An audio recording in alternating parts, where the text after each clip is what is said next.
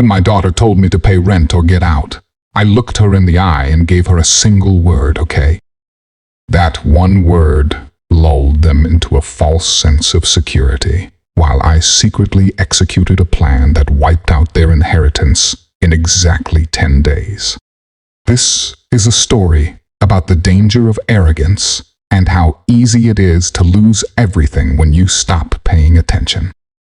Before I explain the ghost realtor strategy I used, let me know where you're watching from in the comments, and please, if you believe you should never underestimate the man who built the fortress. The silence in the kitchen was heavier than the humid Austin air pressing against the glass of the back door. My daughter Kendra stood by the refrigerator with her arms crossed tight across her chest. She clutched her phone in her right hand like a weapon she was ready to swing. Her husband Marcus leaned against the granite countertop with a casual arrogance that made my blood run cold. I knew the texture of that granite better than the back of my own hand, because I had installed it myself one sweltering July. Now, Marcus was resting his elbows on my hard work, wearing a smirk that did not quite reach his eyes. He was the architect of this little ambush. I could feel it in the room. The spreadsheets were his language. It was a cold and clinical way to make greed look like logic. "It is simple, Isaiah," Marcus said. His voice was smooth as polished stone. He slid a single piece of paper across the kitchen island toward me. It was a spreadsheet, of course. There were columns for property tax, home insurance, and utilities. There was even a line item for landscaping services, which was just me on my knees every Saturday morning, pulling weeds and tending to Betty's rose bushes. "The monthly carrying cost for this house is just over $6,000, Marcus continued. "We are a family of 3, and you are one person. Your share is $2,000. It is only fair." Fair. The word hung in the air like a toxic cloud. It was a perfectly crafted lie. This house had not had a mortgage in 15 years. My wife, Betty, and I had burned the bank papers in a little ceremony in the backyard. We held hands as the smoke curled into the Texas sky, and she had called this house our fortress. Now her daughter was trying to turn me into a tenant within its walls. I looked from the smug face of Marcus to the cold eyes of Kendra. There was a hardness in her gaze I had not seen since she was a teenager. It was a brittle defiance that dared me to challenge her. This was not the girl I had taught to ride a bike on this very street. This was not the one whose scraped knees I had cleaned and bandaged. This was a stranger wearing her face. "This is my house, Kendra," I said. My voice was quieter than I intended. "Your mother and I paid for it. Every nail, every shingle. And now we are paying for it." Her voice rose sharply. "We pay for the groceries, the internet, and the cable. We are pouring money into this place while you just sit on your pension."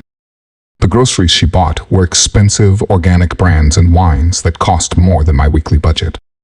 The internet was the premium high-speed package Marcus needed for his remote work days, which mostly consisted of him taking conference calls on the back deck while drinking my coffee.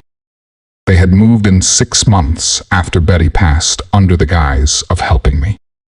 "Just for a little while," Dad Kendra had said. She had tears in her eyes then. "So you are not alone." A little while had turned into 2 years. The help had turned into a slow and creeping occupation. First, it was small things. Her scented candles replaced the simple vanilla ones Betty liked. The golf clubs belonging to Marcus appeared in the hall closet. Then they repainted the living room, a cold and sterile gray without asking. Last month, they had taken over the master bedroom. My bedroom. Betty's bedroom. They claimed the stairs were becoming a hazard for me. I was now sleeping in the small guest room downstairs. I was a visitor in the heart of my own fortress. And now this. Rent. A demand for payment to live in a house that was legally, morally, and spiritually mine. Marcus saw my hesitation and pushed the spreadsheet closer. "Look, we are not trying to be difficult, Isaiah," he said. "But we have expenses. Kendra needs to maintain a certain image for her clients at the firm. We cannot do that if we are footing the bill for everything here." That is when it happened. The final and clean break. A quiet snap echoed inside my chest. It was not anger. It was something colder and clearer. It was the feeling of a master carpenter finding a perfectly straight line on a piece of warped wood. Kendra saw my silence as weakness and stepped forward for the final blow. "Dad, listen to Marcus," she said. "We cannot keep doing this.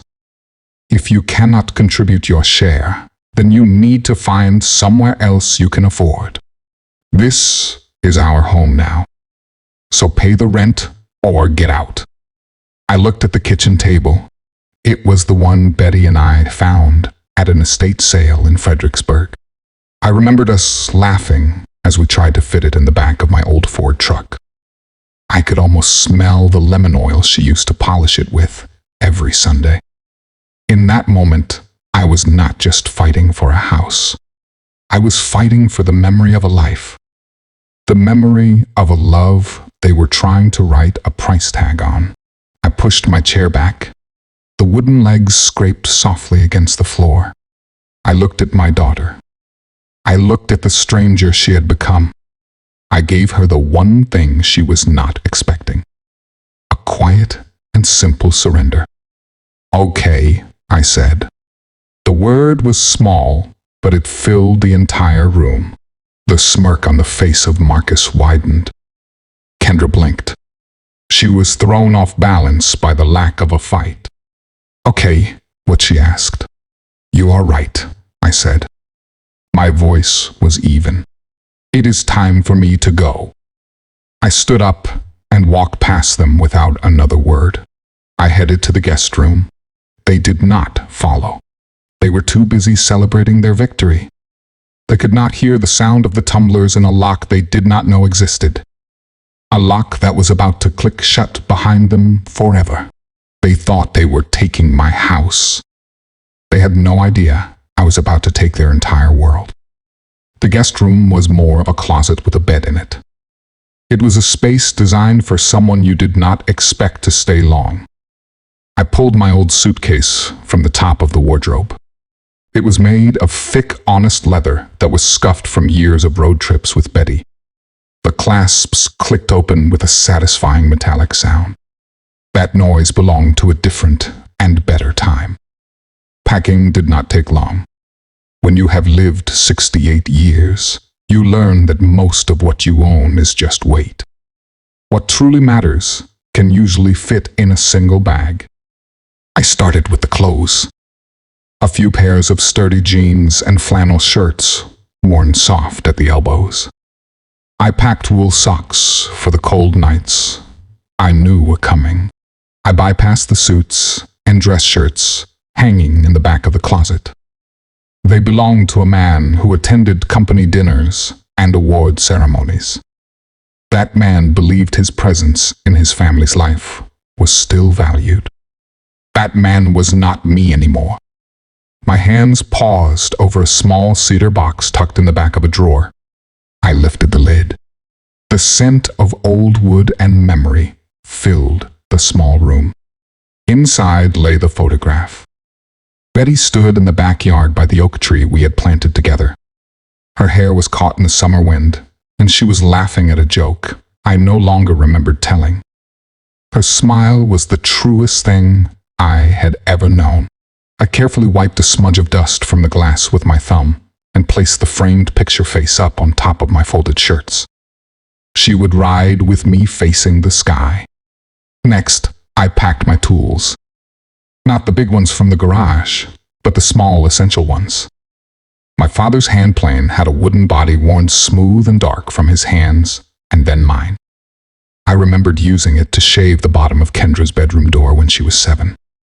She had insisted on a thick pink rug that stopped the door from closing. She had watched me fascinated with her small hand resting on my back. "You can fix anything, Daddy," she had whispered. I guess I could not fix this. I left the expensive watch Kendra and Marcus had given me last Christmas on the dresser. It was heavy, ostentatious, and always felt cold against my skin. Instead, I took Betty's old reading glasses still in their worn case on the nightstand. They were useless to me, as my prescription was much stronger now. But holding them allowed me to almost see her, sitting in her favorite armchair. She was looking up at me over the rims, with a question in her eyes. I tucked the case into a side pocket of the suitcase. I zipped the bag shut. The sound was final. I walked through the house one last time. The cold gray paint in the living room felt like a stranger's choice. The new minimalist sofa looked uncomfortable, like it was designed for looking at and not for living on. This was not my home anymore. It was just a house. It was a collection of walls they were already claiming. I did not look back as I closed the front door behind me. The lock clicked shut with a quiet thud. Otis Jones lived next door. His house was the opposite of mine. It was a little cluttered and warm-smelling of motor oil and coffee. It was a life that was not trying to impress anyone. He opened the door before I could knock. He held a wrench in one hand and his face was a roadmap of concern. "Isaiah," he said. His eyes flicked to the suitcase in my hand. What did the vultures do now? There was no need for pretense with Otis. We had been friends for 30 years. He had helped me build the deck they had just insulted me on. "They are charging me rent," I said. Otis swore. It was a short, sharp word that was more punctuation than curse. He stepped back and held the door wide. "The spare room is yours," he said. "As long as you need it." Helen left clean sheets in there last week. Helen was his wife of 40 years. She was a woman who understood kindness as a practical, everyday task. I stepped inside and set my bag down in his hallway. The weight that had been sitting on my chest for 2 years seemed to lift just enough for me to take a full breath. It was a dense, suffocating thing, but now it was lighter. I was not alone. And a man who is not alone is never truly defeated. He is just regrouping. The kitchen of Otis was a sanctuary of organized chaos. Tools that had no business being in a kitchen sat on a shelf next to a jar of pickled okra. The air hummed with the steady and reassuring drone of an old refrigerator that had probably outlived a president or two. He poured me a second cup of coffee. It was the black and no-nonsense kind he favored.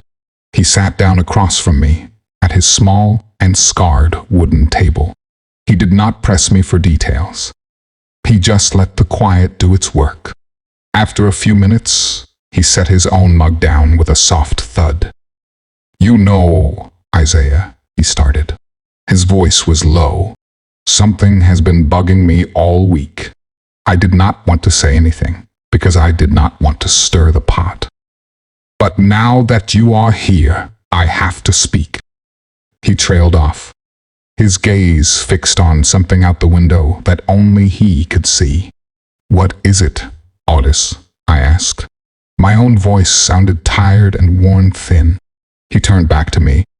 His eyes were sharp behind his reading glasses.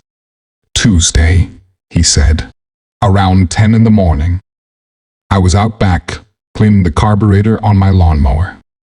I saw a car pull up in front of your place. It was a new sedan. The kind that looks like it is apologizing for costing so much." He took a slow sip of his coffee. "A man gets out. He had a suit and a clipboard. He had a magnetic logo on his car door. It said Austin Property Valuations. The name hit me like a physical blow. An appraiser. I felt the warmth of the coffee cup drain from my fingers. Otis was not finished. The thing is, Isaiah, he continued, he was not alone. Your son-in-law Marcus came out of the house to meet him. I saw them clear as day. Marcus was doing all the talking. He was pointing at the roofline and walking the property edge like he was measuring it for a coffin. They were out there for a good half hour.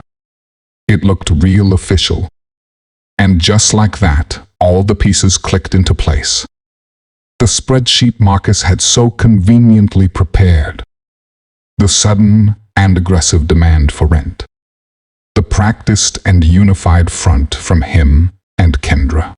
This was not a spur-of-the-moment argument that had gotten out of hand. This was a plan. It was a cold, calculated, and premeditated campaign. They had not just stumbled into this confrontation. They had built the stage for it, week by week and piece by piece. The demand for rent was not the goal. It was the justification.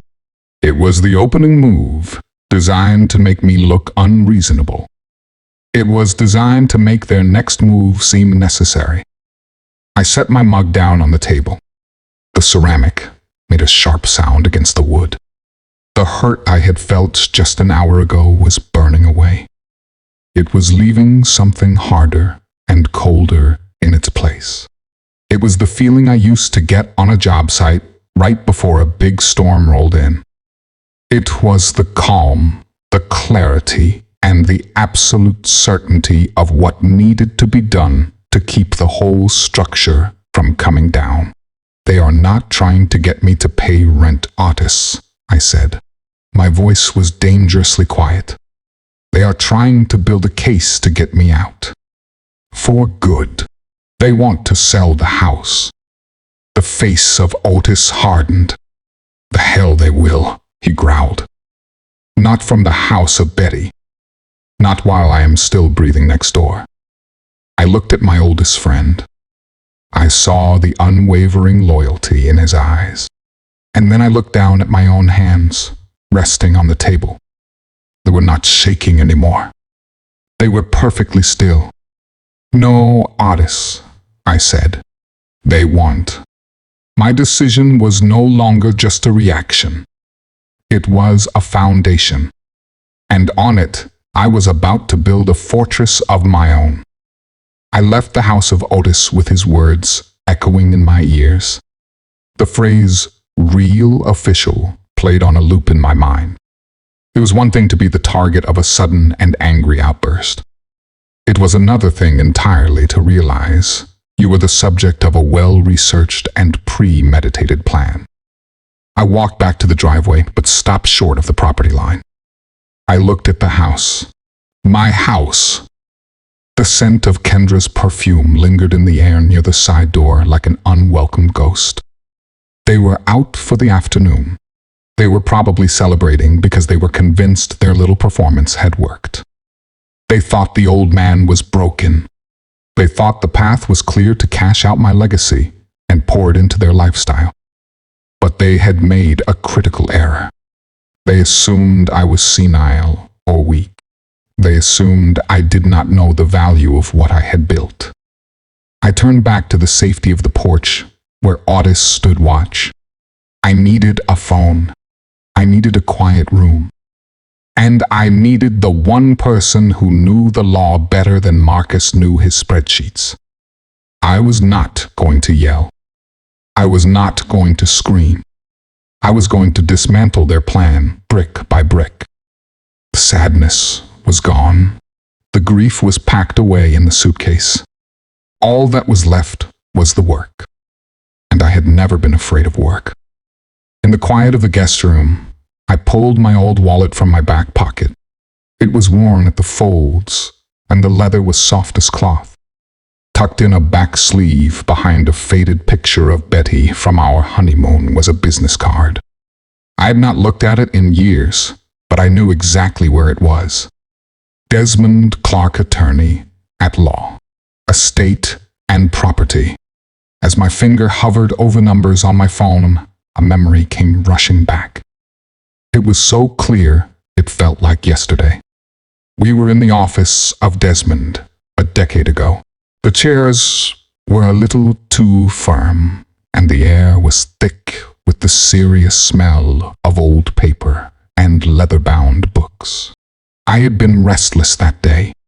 I was complaining about the cost. "Betty, we are healthy," I had argued. "We have time. This feels morbid." Betty had just shaken her head. Her gaze was calm and unyielding. She had placed her hand over mine on the polished mahogany table. "Paper is more honest than memory, Isaiah," she had said. Her voice was soft but firm. "And it is more stubborn than feelings.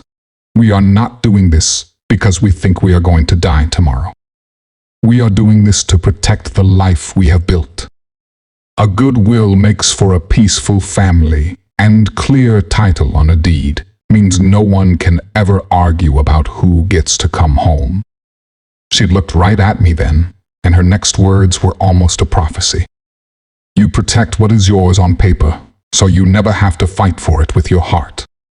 The memory faded as the line on the other end of the phone clicked. "Law offices of Desmond Clark." "Hello?" I said.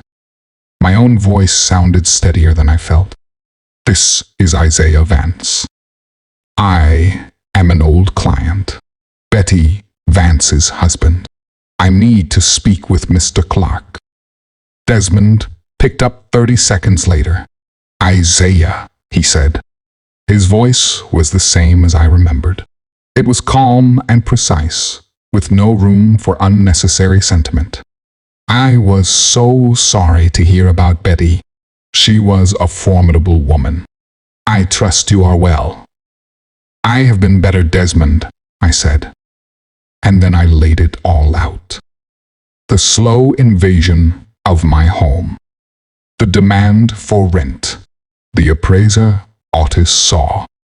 The spreadsheet. I kept it factual. I gave him just the sequence of events the way Betty would have wanted. He listened without interruption. When I finished, there was a pause. I could hear the faint and rhythmic tapping of his pen on a legal pad. "Isaiah," he said finally, "I am looking at the Travis County property records right now. The deed for your address was transferred solely to you, Isaiah Vance, upon the passing of Betty, as per the survivorship clause in your original purchase. The mortgage was satisfied and released in 2010. The house is yours, free and clear. Your daughter has as much legal right to demand rent from you as the mailman does." A wave of relief washed over me. It was so potent, it almost made my knees weak. "So she cannot force me out?" I asked. "Legally, absolutely not. But that is not what they are doing, is it?" Desmond said. His tone sharpened. "This is not a legal strategy, Isaiah.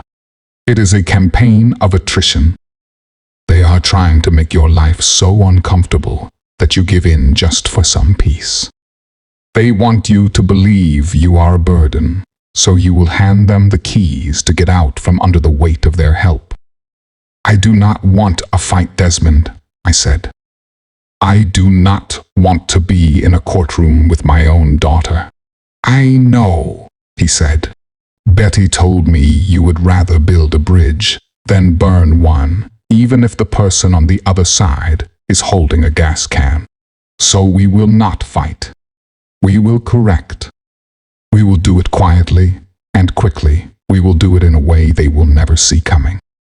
I leaned forward. My elbow rested on the small desk in the guest room. "How?" I asked. "First we sell the house," Desmond said. The words were clean and sharp. but not with a sign in the yard. It is called a pocket listing. I have an agent I work with named Nia Cross. She is a ghost. She works with a private list of pre-qualified cash-heavy buyers who are looking for off-market properties in Austin. She can have that house shown, inspected, and sold before Kendra even notices the neighbor's dog is barking at a different car. Sold. The word was a shock, but it was also a release. But the money I started, they will see it in my accounts. They will come for it. That, Desmond said, and I could hear the faint smile in his voice, is the second part of the plan. We are going to establish an irrevocable trust. We will call it the Betty Vance Trust. The proceeds from the sale, all $900,000 of it, will go directly into that trust. You will be the sole lifetime beneficiary, which means you can draw an income from it to live on. But the money itself is owned by the trust and not by you. It is a separate legal entity. It cannot be touched in a lawsuit. It cannot be claimed by family. It is a fortress, Isaiah. The kind Betty wanted you to have. The Betty Vance Trust. He had used her name. The plan was not about revenge anymore. It was about honoring her legacy. It was about protecting the life she had envisioned. The life they were trying to dismantle one spreadsheet at a time. My breath came easier. The path ahead was no longer a dark and tangled wood. It was a straight and clean line. What do I need to do? I asked. For now, nothing, Desmond said. Let them think they are winning. Let them feel comfortable. I will call Nia. I will draft the trust documents. You just keep being the quiet and compliant father they think you are. The less you resist, the less they will be watching. And when they finally turn around, the house they thought was theirs will belong to someone else entirely. I hung up the phone and sat in the silence. I looked at the photo of Betty one more time. The woman who had insisted on the paperwork all those years ago had just saved me one last time. They wanted a war of attrition, but I was about to give them a magic trick. Now, I just had to meet the ghost. The coffee shop was on the far side of Austin. It was a small and anonymous place with mismatched chairs and the quiet hum of people who were not there to be seen. It was the kind of place Betty would have called honest. I arrived 15 minutes early. It was a habit from my years on construction sites, where being on time meant you were already late. I chose a small table in the back corner. It was a spot that gave me a clear view of the door, but kept me out of the main flow of traffic. I ordered a black coffee and let it sit. Its steam rose in the cool morning air. I was nursing the same cup when she walked in at precisely 10 o'clock. Nia Cross did not look like the high-powered real estate agents you see on billboards. There was no flashy blazer and no oversized designer handbag. She was dressed in a simple dark pantsuit that spoke of efficiency and not wealth. Her hair was pulled back in a neat and no-nonsense bun, and she carried a single slim tablet. She scanned the room once. Her eyes were sharp and intelligent. She walked directly to my table. "Mr. Vance," she said, extending a hand. Her handshake was firm and her voice was calm and low. "I am Nia Cross. Thank you for meeting me." "Isaiah," I corrected. "And thank you for coming." She took the seat opposite me and placed her tablet on the table, but did not open it. She looked me directly in the eye, and I felt the distinct impression of a person who did not waste time on small talk. "Desmond Clark explained the situation," she said. Her voice dropped a fraction. "He stressed the need for two things: speed and discretion. I specialize in both." I nodded taking a sip of my now lukewarm coffee. He said you had a different way of doing things. I do, she confirmed. What we are going to do, Isaiah, is what is known as a pocket listing. It is an off-market sale. There will be no for sale sign planted in your front lawn for the neighbors and your family to gossip about. The listing will not appear on Zillow or the public MLS. It will, for all intents and purposes, not exist to the outside world. She paused, letting the words sink in. I maintain a private network of buyers, relocating doctors from the new hospital and tech executives from California with cash offers. These are people who are willing to pay a premium to avoid the circus of a public bidding war. They value their privacy, and they trust me to bring them properties that fit their needs before anyone else knows they are available. I already have a young couple in mind for your house. They have been looking in your neighborhood for 6 months and keep getting outbid. I leaned forward. My hands were wrapped around my coffee mug. How do you manage a showing without them knowing? I asked. The expression of Nia did not change. Desmond told me your daughter and her husband are typically out of the house on weekday afternoons. I will schedule one private showing. Just one. I will tell the buyers it is a one-time opportunity. We will be in and out in less than an hour. They all sign strict non-disclosure agreements before I even give them the address. My reputation depends on my discretion, Isaiah. A single leak and my network vanishes. The plan was clean. It was surgical. It was exactly what I needed. It was a strategy built on the same principles I had used my whole life. Measure twice and cut once. No wasted motion. No unnecessary noise. Okay, I said. The word felt solid, like a foundation stone settling into place. Let us do it.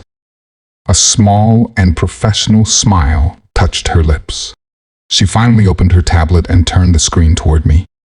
She brought up a listing agreement. Then let us make it official, she said. I will make the first call as soon as we are done here.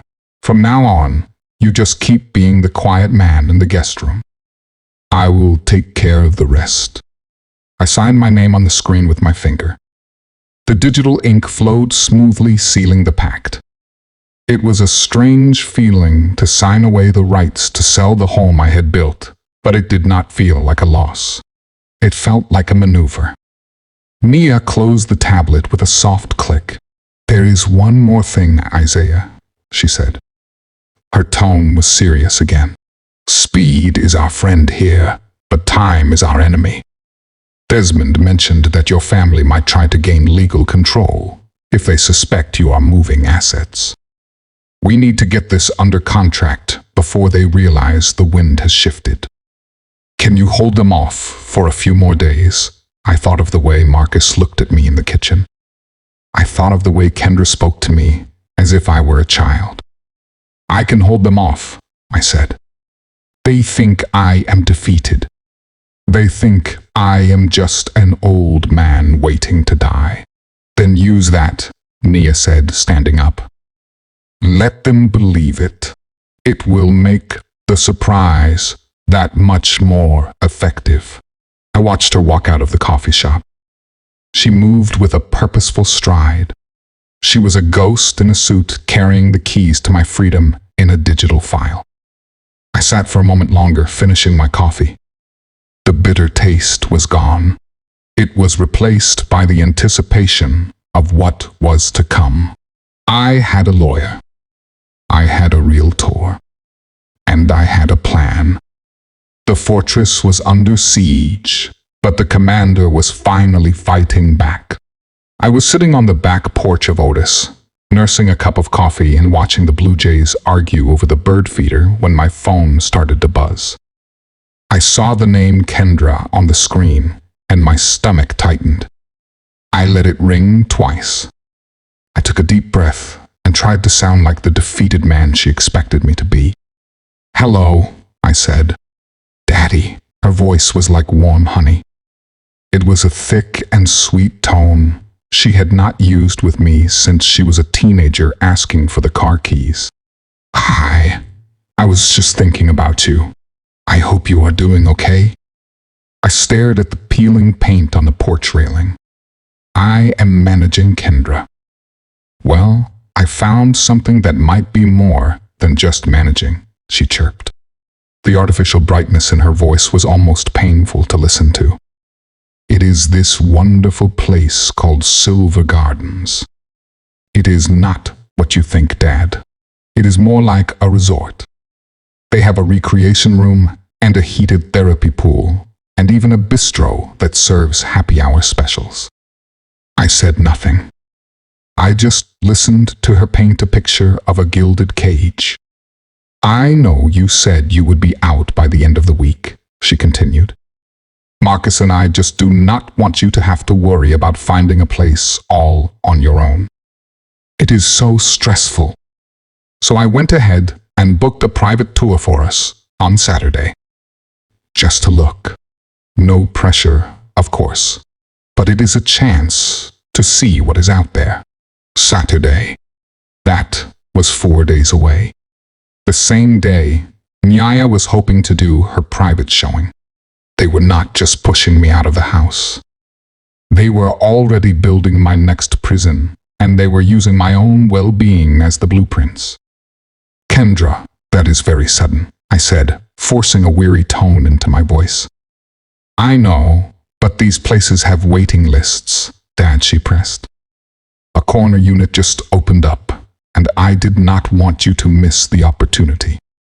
She paused, and then delivered the final and polished lie. "We just want to make sure you are safe and comfortable. We love you." The call ended. I set the phone down on the small metal table next to my chair. The sun was warm, and the blue jays were squabbling, and the world kept turning. But her voice lingered in the air.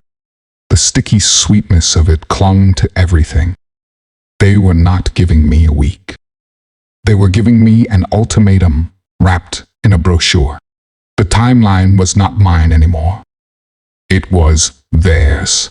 I knew with a certainty that chilled me to the bone that if I did not move faster, my next home would not be one I chose for myself.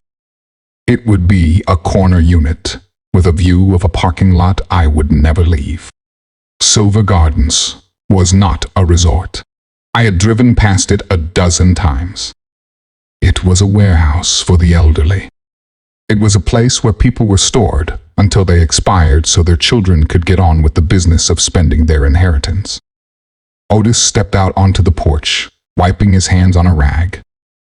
"Who was that?" he asked. "Kendra," I replied. "She found a place for me.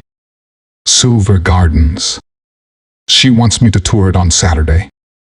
Otis made a face like he had tasted sour milk. "Silver Gardens.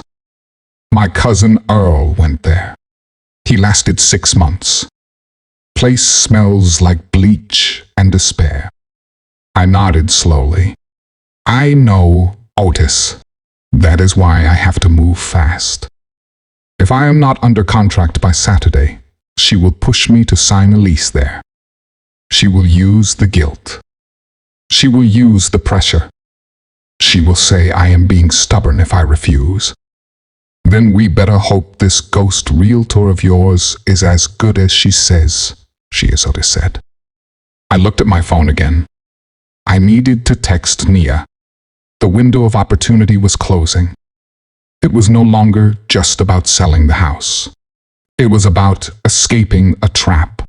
Kendra and Marcus had a plan for my decline. They had mapped out my obsolescence.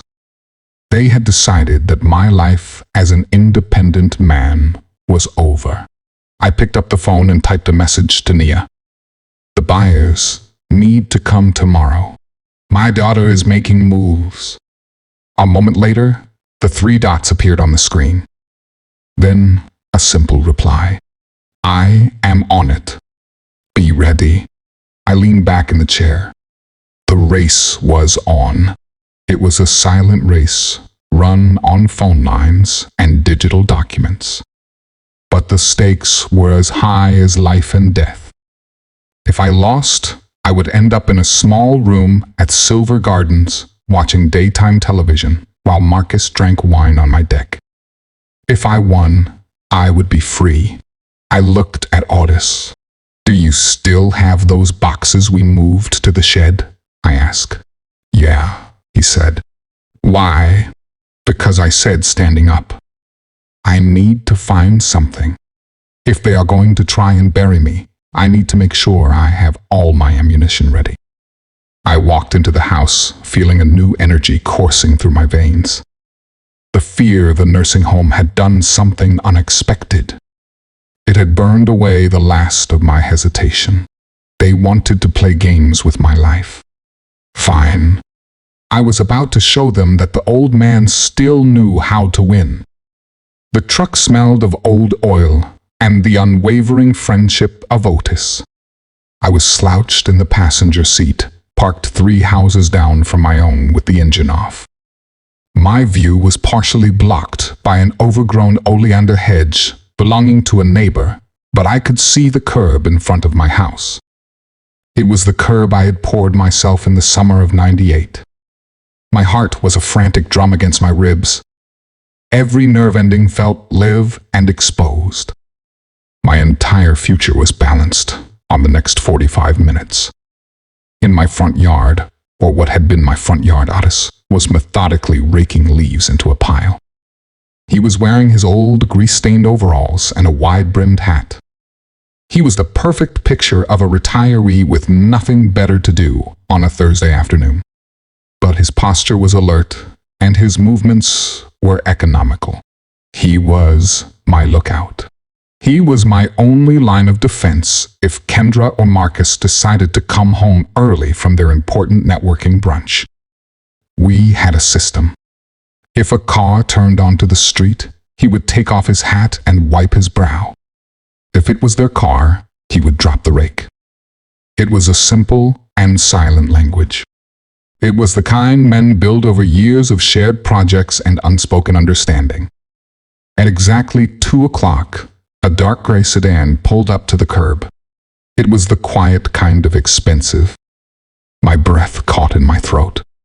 Nia Cross stepped out of the driver's side, looking as calm and composed as if she were arriving for a cup of tea.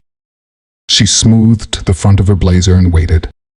The passenger doors opened, and the buyers emerged. Dr. Julian Thorne was tall and lean, with a kind and thoughtful face. His wife, Dr. Maya Thorne, had a warm smile that seemed to reach her eyes even from this distance. They did not look like sharks. They looked like the kind of people you would want living in your house. They were the kind of people who would appreciate the way the morning sun hit the kitchen window. That for some reason made my anxiety even worse. I watched Mia lead them up the walkway I had laid brick by brick with Betty 2 decades ago. I saw her unlock the front door with the key I had given her and usher them inside. And then they were gone. The house swallowed them whole. All I could do was sit and wait and trust. The minutes stretched, and each one felt like a lifetime. I imagined them walking through the rooms. I could see them in the study, where Maya would be running her hand over the built-in cherry bookshelves I had crafted for Betty as a birthday surprise. Betty had cried when she saw them, and her hand flew to her mouth. "Isaiah," she had whispered, "it is the most beautiful thing anyone has ever made for me." I wondered if the Thorns could feel the love that was still in the grain of that wood. I pictured Julian in the kitchen, noting the solid oak cabinets with their dovetail joints. It was a detail no modern builder would bother with. I had spent a whole winter on those cabinets, perfecting each one while the radio played jazz and Betty read to me from the newspaper. They were not just cabinets. They were a testament to a life built with care and patience. It was a life my own daughter, now saw as nothing more than a line item on a spreadsheet. I glanced toward Otis. He was still raking, and his rhythm was slow and steady. No hat wipe. No dropped rake. We were still safe. I saw them through the large living room window. They were standing by the fireplace, looking up at the mantel I'd carved from a single piece of reclaimed timber. Maya pointed at something, and Julian nodded. His expression was serious and appreciative. They were not just looking at square footage. They were seeing the details. They were seeing the work. They were seeing me in a way my own family no longer could. The weight was agonizing. My palms were sweating, and my coffee from that morning was a sour memory in my stomach. What if they hated it? What if they saw the scuffs on the floorboards as flaws instead of history? What if they walked out and the whole plan collapsed? Then, after what felt like an eternity, the front door opened. 48 minutes. I had been counting. Nia came out first, followed by the Thorns. They stood on the porch, talking. I could not hear their words, and the not knowing was a special kind of torture. I watched their body language, searching for a sign. They were not smiling, but they were not frowning either.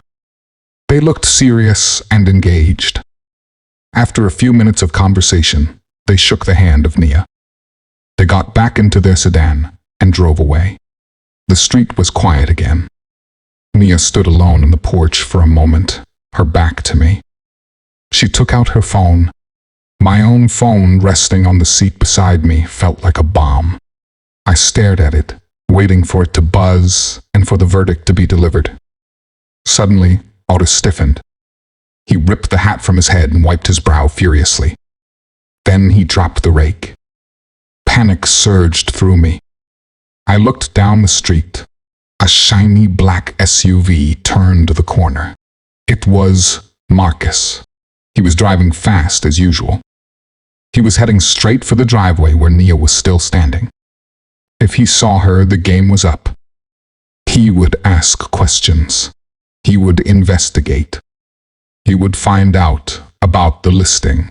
Nia looked up. She saw the approaching car. She did not run. She did not panic. She simply turned and began walking down the walkway at a measured pace. She reached a public sidewalk just as Marcus pulled into the driveway. He did not even look at her. He was too busy checking his hair in the rearview mirror. He got out of the car, talking loudly on his phone, and walked right past the spot where the buyers had stood only seconds before. He unlocked the front door and went inside, oblivious to the fact that he had just missed the executioner by a matter of seconds. Nia kept walking until she reached her own car parked down the block. She got in, drove away without looking back. I let out a breath I didn't know I had been holding. My hands were shaking. We had done it. The showing was complete. The trap was set. Now all I had to do was wait for the call that would tell me if I had just sold my past or if I had secured my future. The phone vibrated on the seat beside me. The sound was deafening in the quiet cab of the truck. I fumbled for it, and my thumb shook as I answered the call. Isaiah Nia's voice was as calm as ever, but there was a new energy in it. It was a tightly coiled excitement. "Are you safe to talk?" she asked. I managed to say. My own voice was a dry rasp. Marcus just went inside. "We are clear." "Good," she said. "Then listen to me closely. They loved it, Isaiah." Lena went on and on about the bookshelves. Julian asked me 3 times if the mantle was original. They see the quality. They feel the history. I closed my eyes. I leaned my forehead against the cool glass of the truck window. "Did they make an offer?" I asked. There was a pause. It was a perfectly timed piece of theater. "Isaiah," she said, and I could finally hear the smile in her voice. They do not want to risk a bidding war. They made an all-cash offer, $940,000, and they are willing to waive the inspection and close in 10 days. The number hung in the air. $940,000. It was so large and so impossible that for a second it did not seem real. It was more than a number. It was a key. It was an escape hatch. It was the sound of a fortress gate slamming shut with me on the inside, and their greed locked out in the cold. I could not speak. I just leaned my head back against the seat and let the relief wash over me. It was a powerful and cleansing tide. From his yard, Otis caught my eye. He lifted his rake in a small and silent salute. The game had changed. The pieces were all in place. All that was left was to say one final and quiet checkmate. I held the phone to my ear. The plastic was warm against my skin. $940,000. The number was not just a number. It was a lifetime of early mornings and aching backs. It was the 2 jobs I worked when Kendra was in braces. It was the vacation Betty and I never took so we could pay off the mortgage early. It was every quiet sacrifice and every unspoken worry distilled into a single and clean figure. It was freedom. It was the price of the fortress Betty had always wanted for me. It was the fortress they had tried to turn into their personal bank. The voice of Nia came through the line again, pulling me back to the present. Isaiah, are you there? There is no pressure. We can counter if you would like. We might be able to squeeze another 10 or 20,000 out of them if we push. No, I said. The word came out stronger and clearer than my own voice had sounded in years. There was no hesitation. There was no doubt. Path forward was a straight line, and I was finally ready to walk it. No, Nia. Do not counter. Tell them yes. We accept the offer. Excellent, she said. I could hear the professional satisfaction in her tone. I will draft the purchase agreement immediately.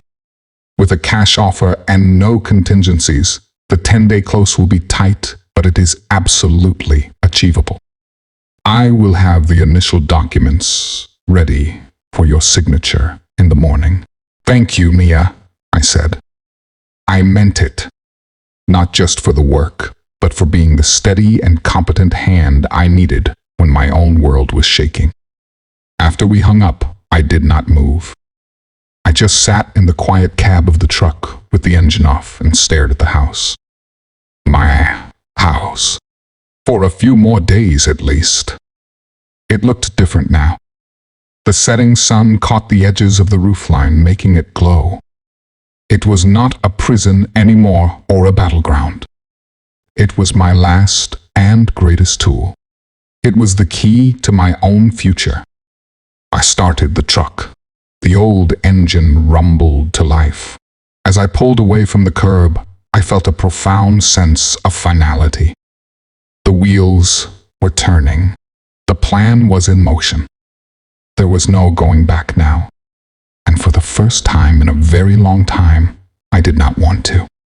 I was driving toward a future they could not touch. It was a future financed by a past they had tried to erase. Otis climbed into the passenger seat as I pulled into his driveway. He looked at me with eyebrows raised. Well, he asked. They took it, I said. Full price. Cash. 10 days. Otis let out a low whistle. He slapped his knee. 900,000, he whispered. Isaiah, that is a lot of zeros. It is enough, I said. It is enough to start over. It is enough to make sure I never have to ask anyone for anything ever again. Otis nodded solemnity, replacing his surprise. Betty would be proud, he said. She never did like being beholden to folks. No, I agreed. She did not. And neither do I. I looked over at the house one last time before we went inside. The lights were coming on in the kitchen. I could see the silhouette of Kendra moving around. She was probably making dinner. She was probably thinking about the nursing home tour on Saturday. She was probably calculating how much she could rent my room for once I was gone. She had no idea that the ground beneath her feet had already shifted. She was standing on a fault line, and the earthquake had already happened. She just had not felt the shaking yet. "Come on, Otis," I said, opening the truck door. "We have work to do. If I am leaving in 10 days, I have to make sure I take the important things with me. The things that money cannot buy." The day after I signed the papers with Mia was a Tuesday. Kendra was at the firm, and Marcus had a synergy meeting downtown that would, according to his calendar on the fridge, last until at least 5 o'clock. The house was quiet. It was the perfect window. Otis pulled his old pickup into my driveway at precisely 1 o'clock, backing it right up to the garage. He did not honk. He did not have to. I was already waiting with the first box in my hands. We worked in the kind of quiet and efficient rhythm that comes from years of knowing how a man moves. We knew how he lifts, and when he needs a hand, and when he needs to be left alone with the weight. These were not just random boxes from the attic. These were the things that held the soul of the house.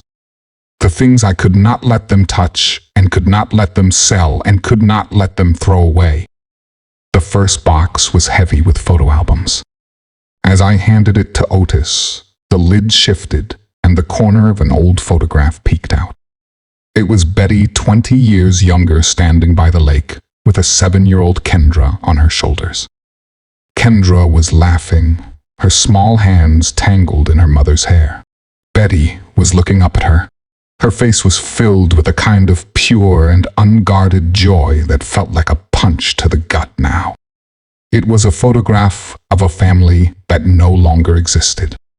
It was a family they had dismantled one careless decision at a time. "You all right?" Isaiah Otis asked. His voice was gentle.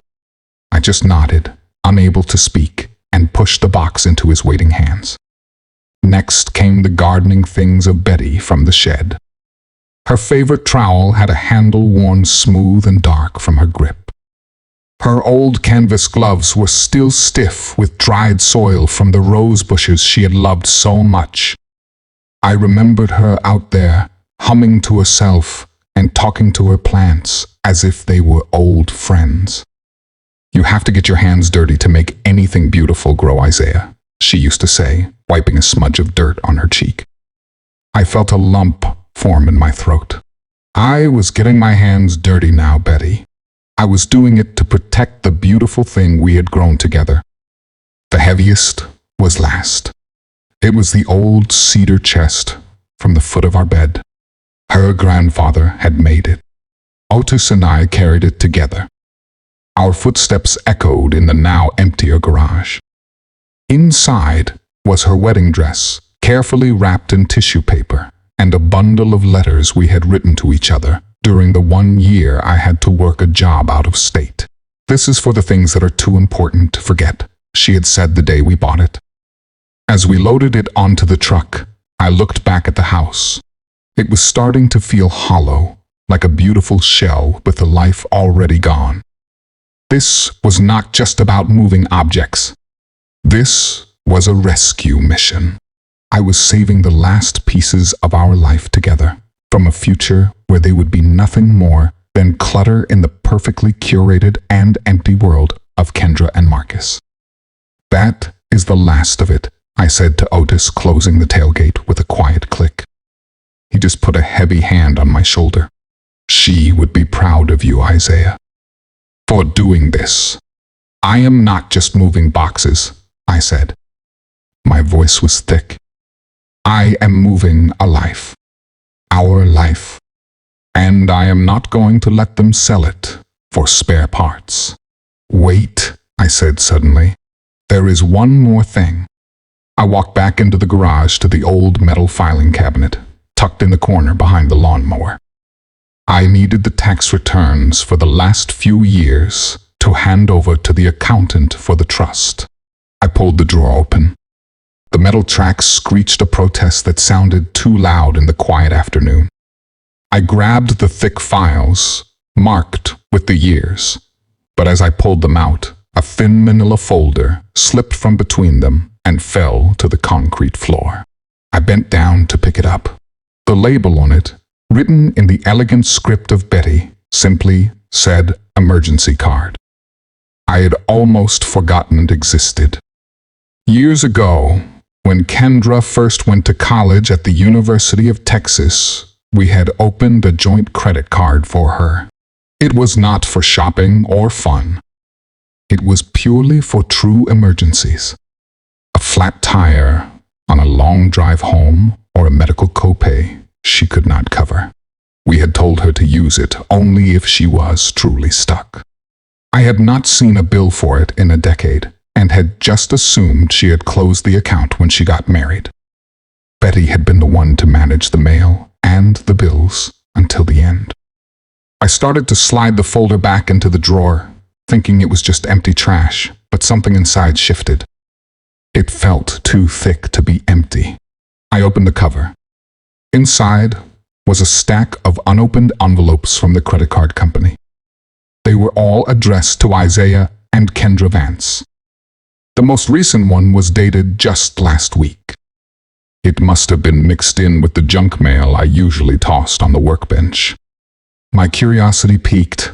I slid my finger under the flap of the top envelope. I expected to see a statement with a zero balance or a notice that the account was dormant. I pulled the paper out and unfolded it. The number at the bottom of the page made the air leave my lungs in a silent rush. The balance was $12,450. I stared at the number. I blinked, thinking my eyes were playing tricks on me in the dim light of the garage. But the number remained. $12,000. On a card that was supposed to be for flat tires. On a card I thought was closed. My heart began to hammer a frantic rhythm against my ribs. This was not just an old debt. This was active. This was current. I looked at the transaction list, and a cold, sickening dread began to pool in my stomach. Isaiah Otis called from the driveway. "We need to roll, man." I did not answer. I just stood there clutching the piece of paper that had just turned my sadness into something far more dangerous. I tucked the folder under my arm, along with the tax returns. I walked out to the truck, my face set in stone. "What is it?" Otis asked as I climbed in. "You look like you just saw a ghost." I did not look at him. I looked at the house one last time. "Drive, Otis," I said. "Just drive. I need to read this." The quiet of the spare room in the house of Otis was a welcome change from the garage, but the papers spread out on the bed screamed with a noise only I could hear. I sat on the edge of the simple mattress and opened the folder completely. It was time to sort through the wreckage. I needed to understand the mechanics of the machine that had been grinding me down. I picked up the most recent statement. My hand trembled slightly, not from age, but from a rage that was slowly heating my blood.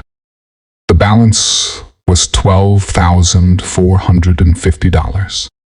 I scanned the list of charges and a cold sickness washed over me. It was not a list of emergencies. There were no charges for tow trucks or urgent care clinics or flat tires. It was a ledger of their vanity.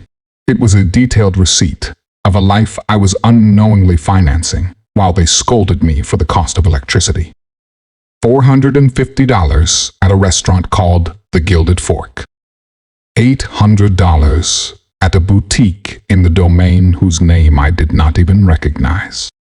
$600 for a 2-night stay at the Serenity Spa and Resort. There were dozens of other charges. They included luxury ride shares and expensive coffee shops and online subscriptions to streaming services I had never heard of. I dug deeper into the old file.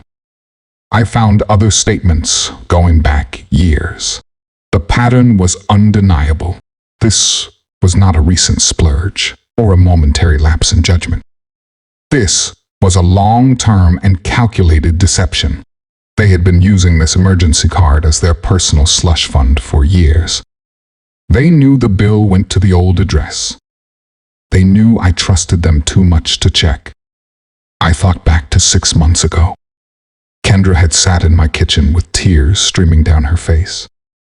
She told me they were struggling to pay for a transmission repair on her car.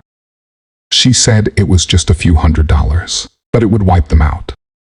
She said they were drowning. I had gone to the bank the next day and pulled $500 from my own savings to give her. I remembered the way she hugged me. She had whispered, "Thank you, Daddy. You are a lifesaver." I looked at the statement in my hand again. Dated just 2 days after that conversation was a charge for $375. The merchant was Serenity Spa. The betrayal was so profound and so deeply cynical that it almost took my breath away. This was not just about the house anymore. This was not just about entitlement or ingratitude. This was theft. They had looked me in the eye and pleaded poverty. They had accepted my help and eaten my food and lived in my home, all while treating my name and my credit as their private and inexhaustible resource. Their demands for rent and their claims that they were shouldering the financial burden of the house were all lies. It was a carefully constructed narrative designed to mask their own parasitic greed. The sadness I had been carrying for days burned away completely. It left behind something harder. It was the cold anger of a man who finally sees the rot behind the drywall. This changed everything. This was no longer a family dispute. This was fraud. I laid the statements out on the bed in a grid. My hands were steady now. I took out my phone. With the precision of a carpenter marking a cut line, I took a clear photograph of every single page. I captured the dates. I captured the merchants. I captured the mounting interest that was eating away at a future they had no right to spend. I opened my email app. I attached the images, one by one. I typed the address of Desmond Clark. The subject line was simple: additional documentation.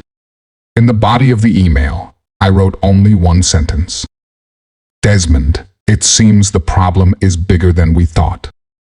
As I hit send, the quiet whoosh of the email leaving my phone felt like the first shot being fired in a war I never wanted. But it was a war I now knew with absolute certainty I was going to win. They had counted on my silence. They had counted on my love being a blindfold. But the blindfold was off. I did not wait for Desmond to reply. Some actions cannot be delegated to lawyers, not because of the law, but because of the soul. They have to be done by your own hand and with your own voice. I picked up the most recent credit card statement. The paper felt slick and foreign in my calloused fingers. I turned it over and dialed the number on the back. The automated menu was a maze of polite and robotic prompts. It was a system designed to wear you down before you ever reached a human. I pressed 0 repeatedly. It was a small act of defiance. I waited until the system finally relented and a live person came on the line. "Thank you for calling First National," a tired voice said. "My name is Brenda. How can I help you?" "Hello, Brenda," I said. My voice was as calm and steady as I could make it. "My name is Isaiah Vance. I need to report a series of unauthorized charges on my account. And I need to place an immediate freeze on all cards associated with it." There was a pause and the sound of typing. Okay, Mr. Vance. Can you verify your address and the last 4 digits of your social security number for me? I gave her the information. Thank you, she said. Now, can you tell me the date and amount of the last charge you believe to be fraudulent? I looked down at the statement. I looked at the long list of their indulgences. A bitter laugh almost escaped me. Brenda, I said. My voice was low. The last authorized charge on this account was for a college biology textbook for my daughter in the fall of 2010. Every single transaction since then has been fraudulent. The silence on the other end of the line was different this time. It was not procedural. It was human. I could hear her take a small and sharp breath. I see, sir, she said. Her professional tone was now laced with something else. Pity, maybe. Or just surprise. I am placing an immediate freeze on the account. The secondary cardholder, a Kendra Vance, will no longer have access. The account is locked. Thank you, I said. I ended the call. I just cut one of their lifelines. It was a small and invisible act of rebellion that they would not even notice until the next time Kendra tried to buy a $5 latte and was met with the cold and hard wall of a decline. I stood up and walked to the window of the spare room.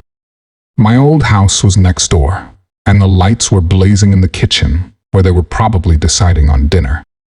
My gaze drifted to the calendar hanging on the wall. Today was Wednesday.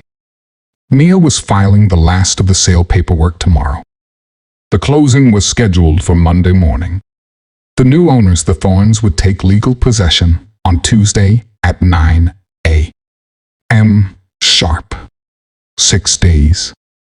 In 6 days, their world would cease to exist. The world they had built on my foundation, and on my credit, and on my silence, would crumble. They were in there right now laughing and making plans. They were completely oblivious to the fact that they were living on borrowed time in a house that was already sold. The trap was set. All the pieces were perfectly in place, and all I had to do now was wait for them to walk straight into it. The title company office was on the 7th floor of a downtown building. It was in a conference room that felt like it was designed to absorb emotion.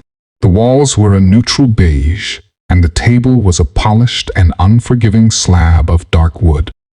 The only art was a framed and abstract print that looked like a storm at sea. It was fitting.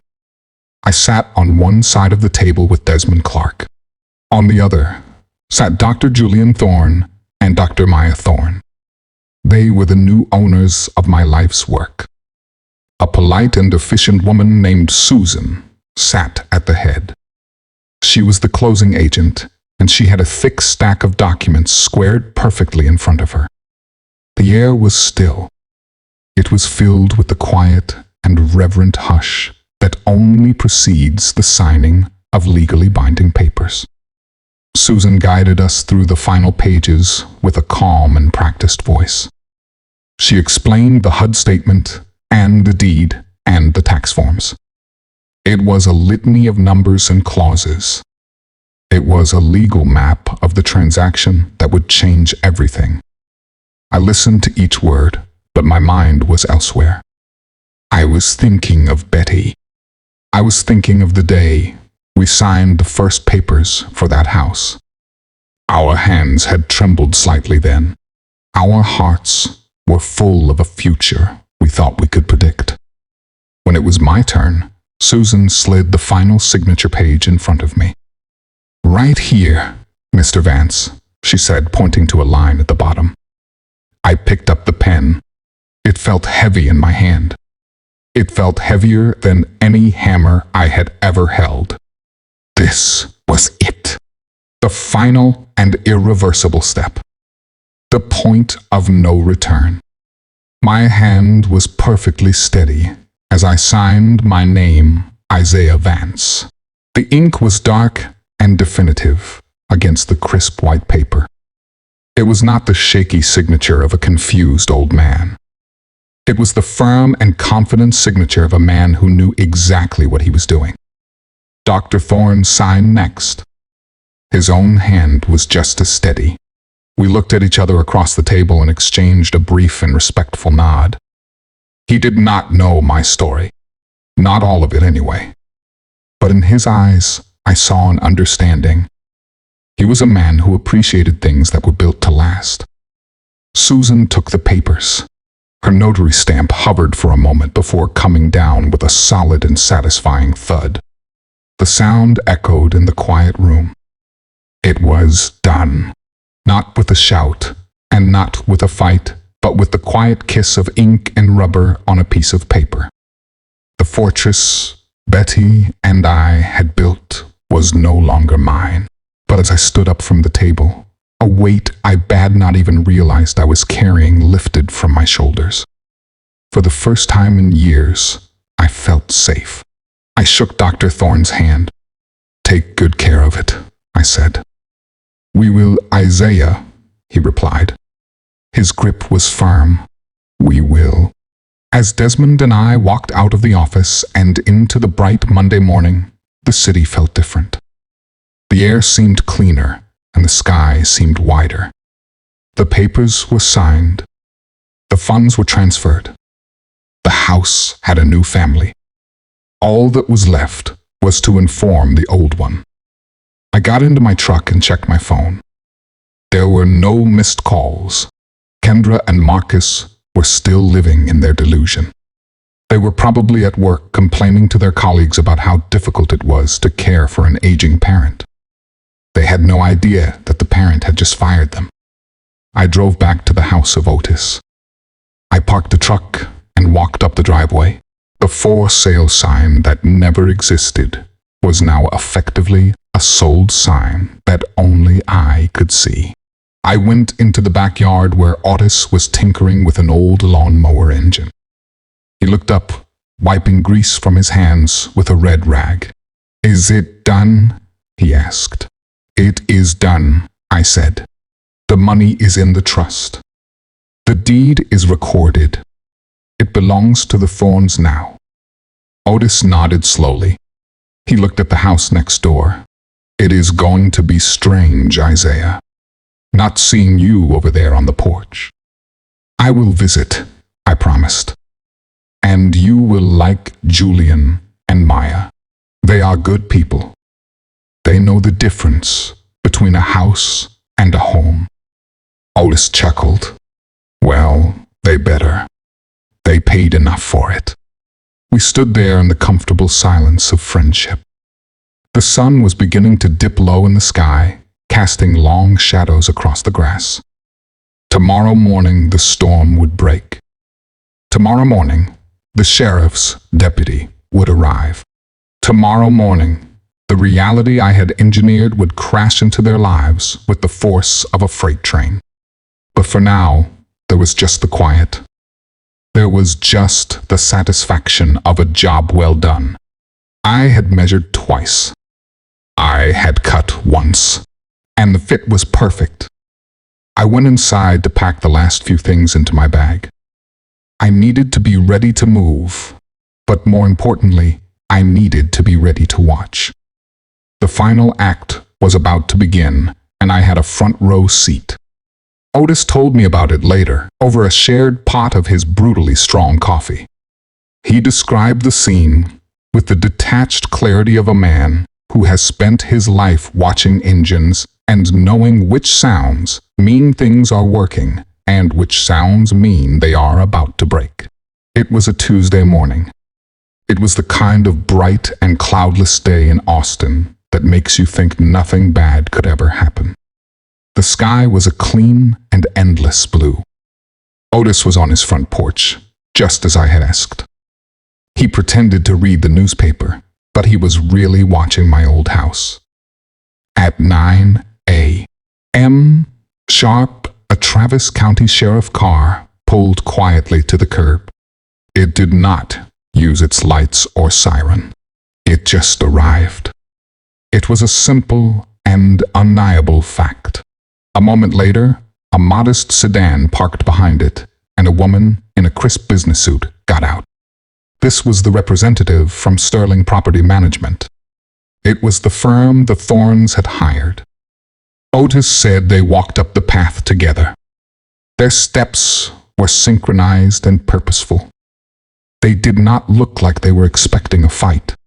They looked like they were delivering a message that had already been signed and sealed and sent. Kendra answered the door. Otis could see her through the screen. She had a coffee mug in her hand and a lazy, self-satisfied smile on her face. It was the smile of a person who believes they have already won. "Can I help you?" she asked. Her voice carried across the quiet street.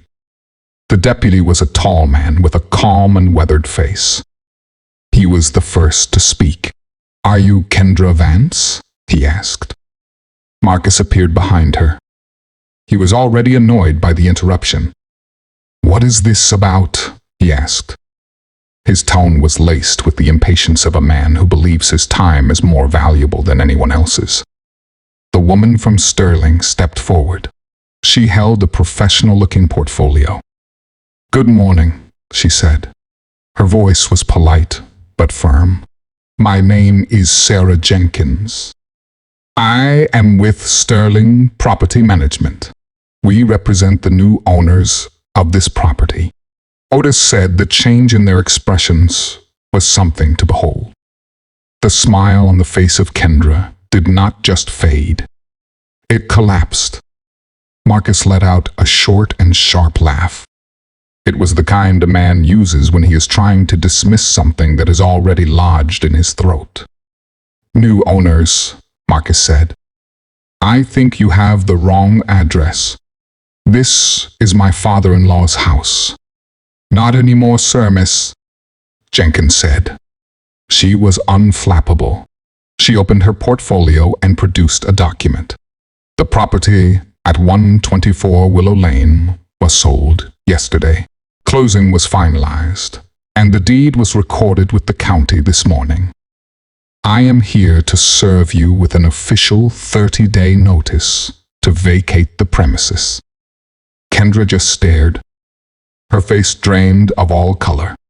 She looked from the paper to the deputy and back again. "Sold," she whispered. The word was a tiny and fragile thing. "No, that is not possible.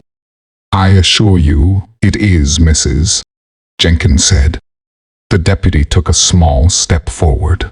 His presence alone added weight to her words. Marcus found his footing in anger. "This is insane," he shouted. "It is a scam.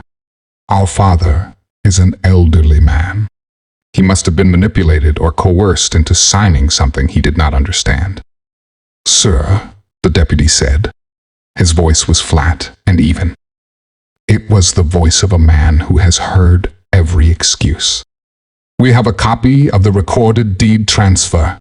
The owner of record is now the Thorn Family Trust. Your father-in-law, Isaiah Vance, was present at the closing. He was represented by his own legal counsel, and he was found to be of sound mind. The sale is legal and final ending." Every word was a nail in the coffin of their reality. Kendra finally found her voice, but it was high and shrill. It cracked with panic. "No, he cannot do this to us. This is our home. We live here." "Mom," the deputy said. His patience was wearing visibly thin. "Your living arrangement was with the previous owner. That arrangement is now terminated. Your argument is with him. Our only business here is to ensure this notice is served." He held the paper out to her. "You have been served." Kendra would not take it. She just stood there shaking her head as if she could refuse reality itself. Marcus finally snatched the paper from the hand of the deputy. His face was a mask of fury. "You will be hearing from our lawyer," he snarled. "Your lawyer can contact Sterling Property Management at the number provided." Miss Jenkins said. She was already turning to leave. "You have 30 days. I suggest you use them wisely." Otis said they stood in the open doorway for a full minute after the deputy and Miss Jenkins had driven away. They just stared at the piece of paper in the hand of Marcus. They were no longer the proud conquerors of a family fortress. They were just two people standing on a porch that no longer belonged to them. They were holding an eviction notice with their names on it. And then Otis told me the shouting began. Not at me, not at the world, but at each other. It was, he said, the sound of a foundation finally cracking. A foundation they thought was made of solid rock, but was only ever built on my silence. I sat in the living room of Otis and listened to his account. I felt a strange mixture of emotions. There was no joy in it. I did not feel happy to hear about the panic of my daughter or the rage of her husband, but I felt a profound sense of relief. The truth was out. The lie they had been living was over. They had tried to bury me before I was dead. They had tried to steal the legacy Betty and I had built. And now they were facing the consequences of their own greed. They thought I was weak. They thought I was just a resource to be mined. But they forgot that the man who built the house knows exactly how to take it apart. They were about to learn that the hardest way possible. The phone in my pocket began to buzz. I looked at the screen. It was Kendra. The time for watching was over. The time for speaking had arrived. The call came at 3:15 in the afternoon. It was right when the sun was hitting the back porch of Otis, making the wood feel warm beneath my boots. I was sitting in the old rocking chair, watching a hummingbird investigate the red plastic feeder. I saw the name Kendra flash on the screen. I let it ring 3 times. It was just long enough to let the silence on my end gather its weight. Then I answered. I did not even have a chance to say hello. WATDIDYOUDO. Her voice was a shriek. It was a raw and ragged sound stripped of all its practiced sweetness. It was the sound of pure and undiluted panic. There are people here, Dad. A sheriff deputy. They are telling us to get out. They said the house is sold. This is some kind of sick joke, right? You have to fix this. Call them right now and tell them there has been a mistake. I took a slow and deliberate breath.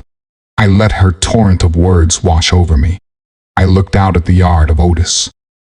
I watched that in an unbothered way, a bee was working on a patch of clover. There was no mistake, Kendra, I said. My voice was perfectly calm. What are you talking about? She screamed. The word tore at the edges of her throat. This is our home. No, I said. I was still quiet. It is not your home anymore. The silence that followed was a chasm.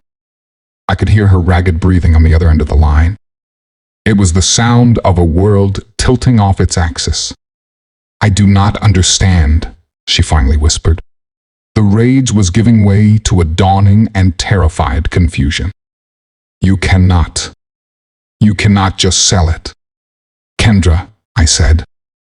I let my voice carry the weight of 2 years of quiet observation. I am a little confused. I thought this was exactly what you wanted. What are you talking about? And then I delivered the line I had been rehearsing in the quiet of my own mind for days. I gave her back her own words polished and sharpened into a weapon she had forged herself. You stood in my kitchen in front of your husband and you gave me a choice.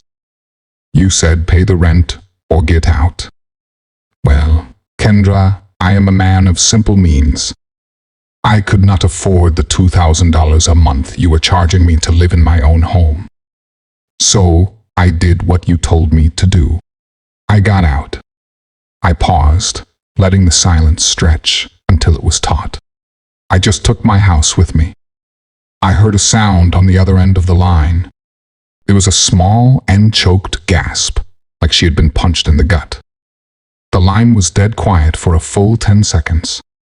Then a different voice came on.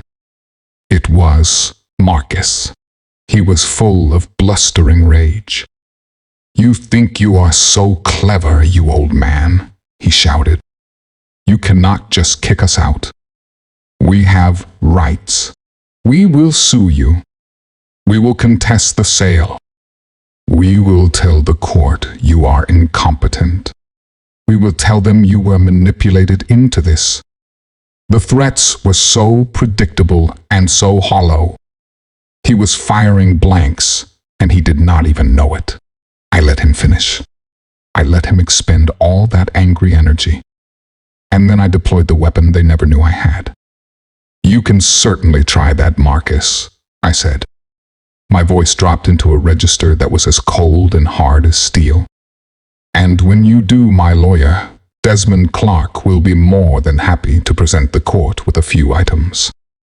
First, he will present the results of my recent competency evaluation, which I passed with flying colors. And second, he will present something else." I let the pause hang in the air. It was a perfect and empty space. He will present 12 years of statements from our little emergency credit card. He is especially interested in the charges from the Serenity Spa Marcus. They seem to line up perfectly with the times Kendra was crying to me about how you two could not afford to fix the car. I believe the legal term for that is fraud. The silence that followed was absolute. It was the sound of a man who had just run full speed into a concrete wall he did not know was there. I heard muffled noise and a strangled sound. Then Kendra was back on the phone. Her voice was completely different. The rage and the panic were all gone. All that was left was a thin and broken whimper. "Dad, please." It was too late for please. The time for please was when she was laughing at my expense. Time for please was when she was planning my obsolescence. Time for please was when she was standing over me as I fought for my dignity in my own kitchen. "It is done, Kendra," I said. My voice was devoid of all emotion. It was the voice of a judge reading a final verdict. "You wanted me to disappear from your life. You have your wish. As for your new housing situation, I believe the new owners will be expecting the rent. You have 72 hours before they change the locks." I did not wait for a reply.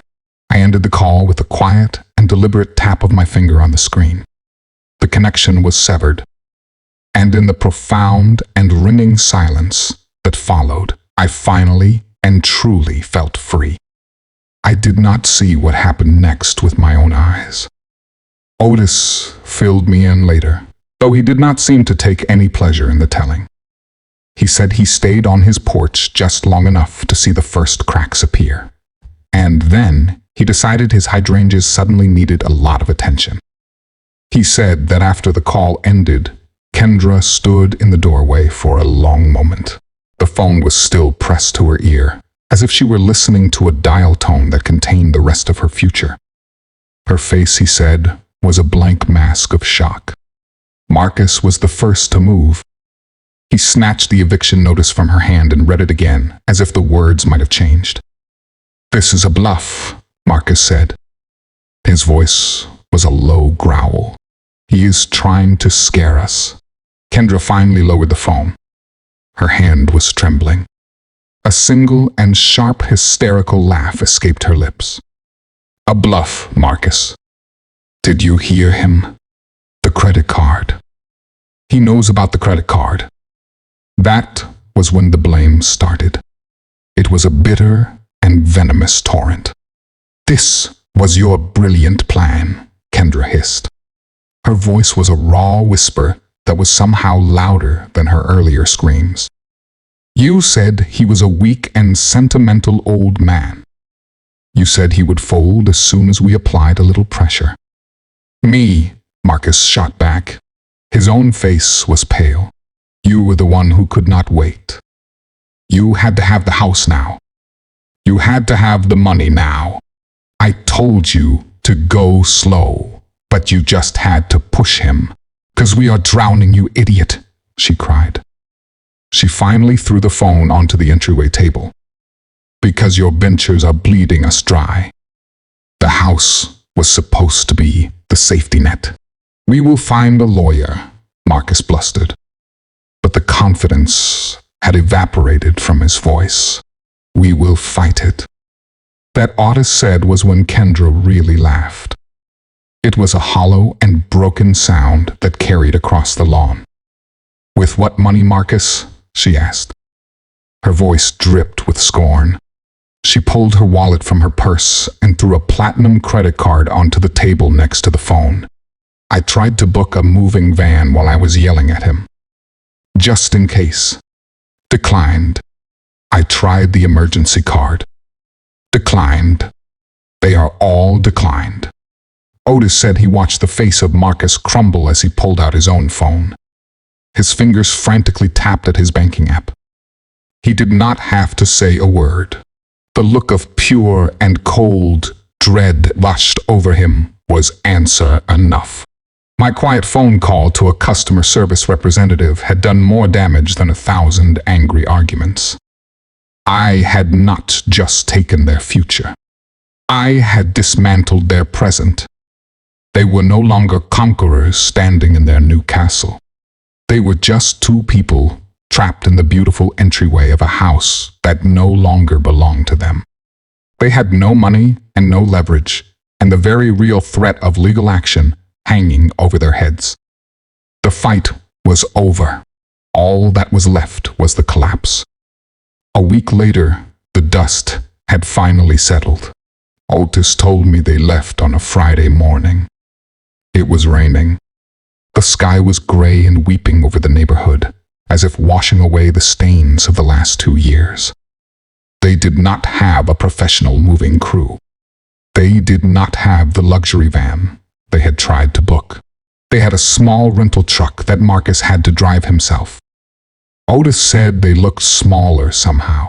They carried boxes out in the rain, their expensive clothes soaked and clinging to their skin. There was no shouting. There was no posturing. Just the quiet and humiliating work of retreating from a battlefield where they had been totally outmaneuvered. I was not there to see it. I did not need to be. I was busy building something new. I found myself back in the office of Desmond Clark.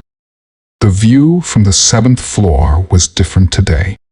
The storm clouds had cleared, and the Texas sun was painting the city in shades of gold and amber. The silence in the room was not heavy. It was peaceful. It was the silence of a job finished. Desmond slid a thick leather-bound folder across the polished mahogany table. The gold lettering on the front was simple and elegant. "The Betty Vance Foundation. This is the last piece of it," Isaiah Desmond said. His voice was soft. "Once you sign this, the funds from the sale are permanently transferred. There is no going back. The money leaves your control and enters the trust." I looked at the folder. I did not see legal documents. I saw the face of Betty. I saw her hands in the garden.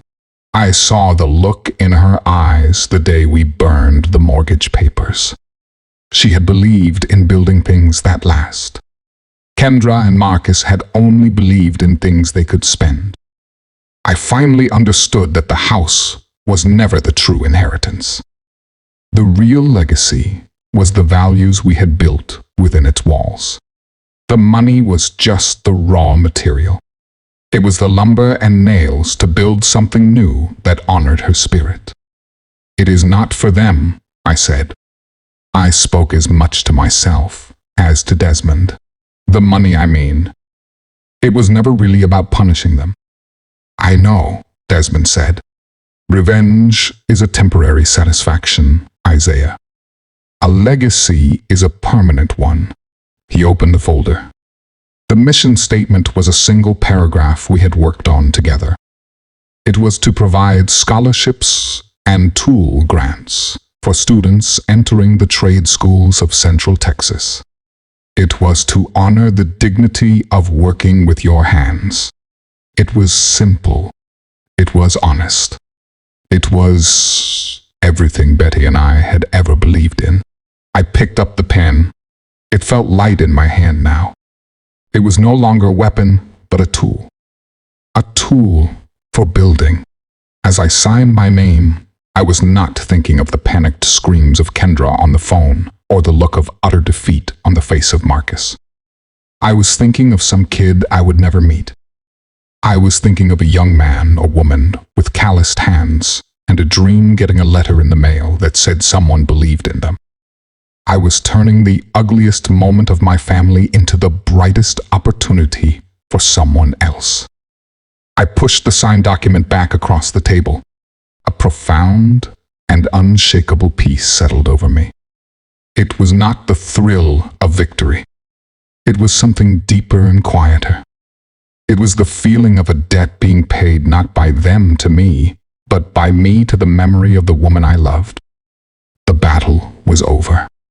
But it was not their downfall that defined my victory.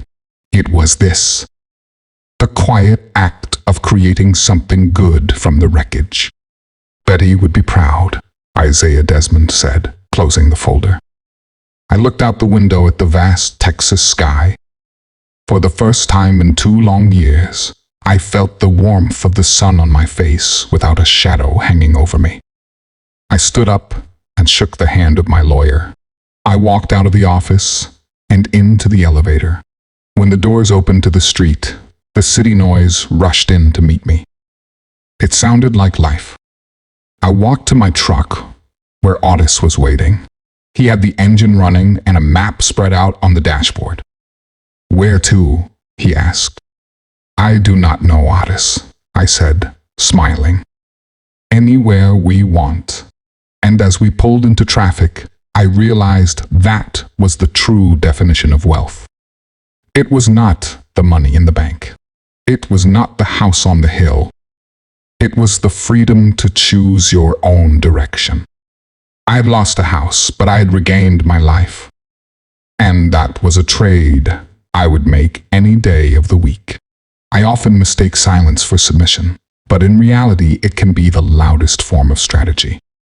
When adult children view your hard-earned legacy as their personal bank account, the most loving thing you can do is close the vault. True wealth belongs to those who build the fortress, not those who try to steal the keys. Have you ever had to draw a hard line with a family member to protect your own future? Tell us your story in the comments below. If you enjoyed this story of justice, please like and subscribe for more.